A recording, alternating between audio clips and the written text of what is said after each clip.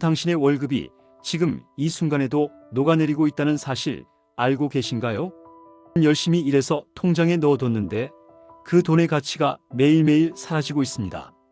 오늘 이 영상을 끝까지 보시면 사라지는 내 돈을 지키는 유일한 생존 수단을 알게 되실 겁니다.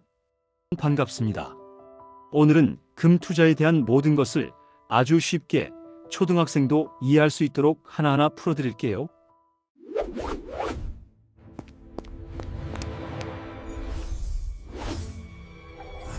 특히 30대, 40대 직장인 여러분, 이제는 금을 투자가 아니라 생존의 도구로 보셔야 합니다. 먼저 질문 하나 드려볼게요. 여러분은 왜 금을 사려고 하시나요? 단순히 가격이 오를 것 같아서? 대박을 터뜨리기 위해서라면 번지수가 틀렸습니다.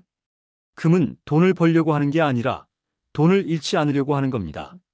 이게 무슨 뚱딴지 같은 소리냐고요? 아이스크림을 예로 들어볼게요.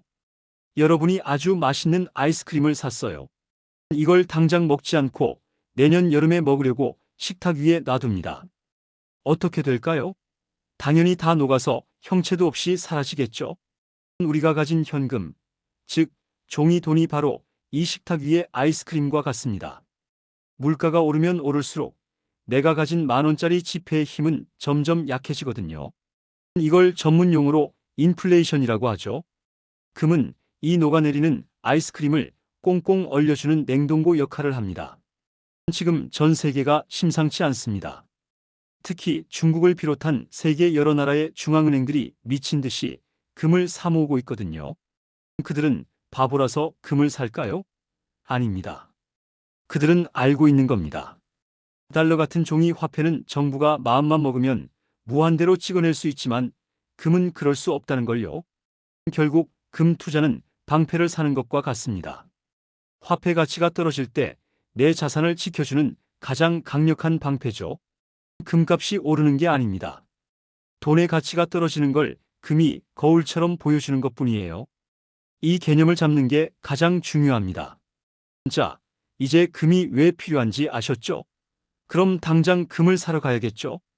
그런데 여기서 대부분의 초보자들이 실수를 저지릅니다. 바로 동네 금은방으로 달려가는 거예요. 결론부터 말씀드리면 금은방 가서 금 사면 호구 되기 딱 좋습니다. 왜 그럴까요? 금은방에서 골드바나 금반지를 사는 순간 여러분은 이미 마이너스 15% 손해를 보고 시작하는 겁니다. 100만 원어치 금을 샀는데 돌아서서 팔려고 하면 85만 원밖에 못 받는다는 얘기죠. 이유는 간단합니다. 부가가치세 10%에 금은방 사장님도 먹고 살아야 하니 수수료가 5% 정도 붙거든요. 금값이 15% 이상 폭등하지 않으면 본전도 못 찾는 구조입니다.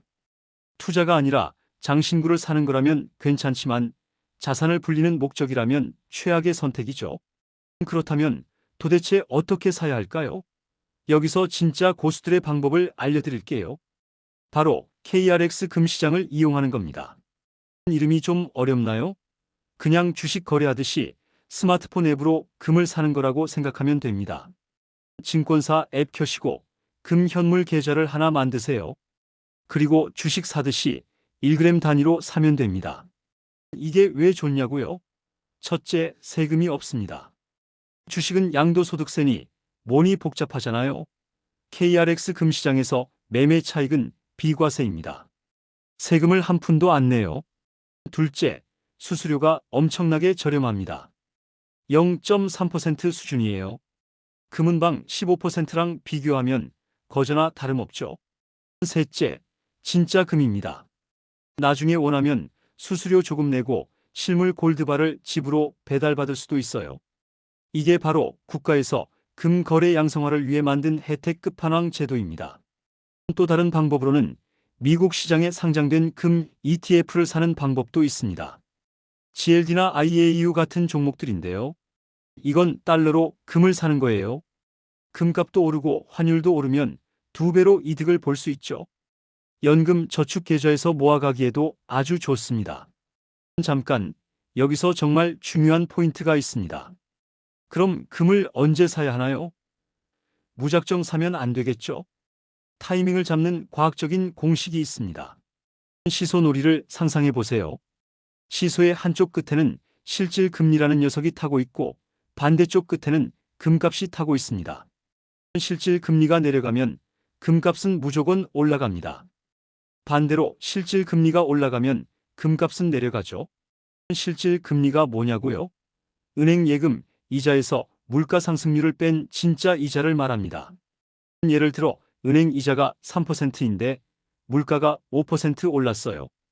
그럼 내 돈의 가치는 오히려 2% 줄어든 거죠. 이게 바로 마이너스 금리입니다. 이럴 때 사람들은 생각합니다. 은행에 넣어봐야 손해네. 차라리 금을 사자. 그래서 금값이 폭등하는 겁니다.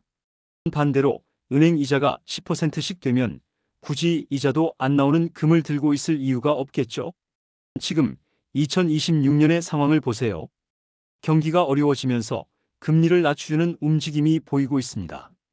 물가는 여전히 높고요. 즉, 실질 금리가 낮아지는 구간이라는 뜻입니다. 시소가 움직이기 시작했다는 거죠. 이때가 바로 금을 모아가야 할 타이밍입니다. 그렇다면 전 재산을 털어서 금에 몰빵해야 할까요? 절대 안 됩니다. 금은 공격수가 아니라 수비수거든요. 축구 경기에서 골키퍼만 11명 내보내면 어떻게 될까요? 골은 안 먹힐지 몰라도 이길 수는 없겠죠. 포트폴리오, 즉 여러분의 전체 자산 중에서 딱 10%에서 15% 정도만 금으로 채우세요. 이건 자동차 보험이랑 똑같습니다. 우리가 자동차 보험 들 때 제발 사고 나서 보험금 타게 해주세요 라고 기도하나요? 아니죠. 사고가 안 나길 바라지만 혹시 모를 상황을 대비해 드는 겁니다. 금도 마찬가지입니다. 경제가 무너지고 전쟁이 나고 화폐 가치가 휴지 조각이 될 때 다른 자산들이 다 박살날 때 유일하게 나를 지켜주는 보험이 바로 금입니다. 평소에는 그냥 든든하게 가지고 있다가 위기가 오면 그때 계좌를 방어해 주는 거죠. 그리고 금 투자를 할 때 꼭 기억해야 할 단점이 하나 있습니다. 금은 새끼를 치지 않습니다. 은행에 넣으면 이자가 나오고 주식을 사면 배당금이 나오죠. 건물을 사면 월세가 나옵니다. 하지만 금은 100년을 가지고 있어도 그냥 금 덩어리 그대로입니다. 그래서 너무 많은 비중을 금에 넣으면 자산이 불어나는 속도가 느려질 수 있어요. 하지만 반대로 생각하면 그만큼 안전하다는 뜻이기도 합니다. 누군가의 빚이 아니기 때문에 부도가 날 위험이 없거든요. 자, 이제 정리를 해볼까요? 금 투자는 복잡하지 않습니다. 원칙만 지키면 누구나 할 수 있어요.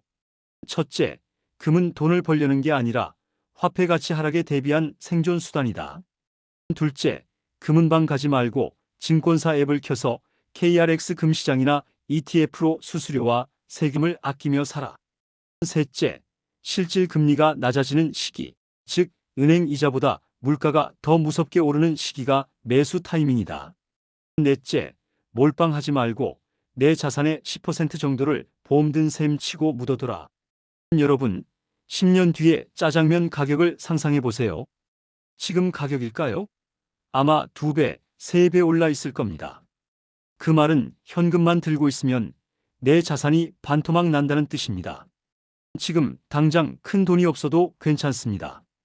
커피 한 잔 값, 치킨 한 마리 값으로도 KRX 금시장에서는 금을 몇 그램씩 모을 수 있습니다. 그렇게 티끌 모아 태산처럼 쌓아둔 금이 먼 훗날 여러분의 노후를 지켜주는 가장 든든한 방패가 될 겁니다. 투자는 아는 만큼 보이고 실행하는 만큼 내 것이 됩니다. 오늘 들으신 내용을 바탕으로 지금 바로 금 현물 계좌 개설부터 알아보시는 건 어떨까요? 여러분의 소중한 자산 녹아내리게 두지 마시고 꽉 붙잡으시길 바랍니다.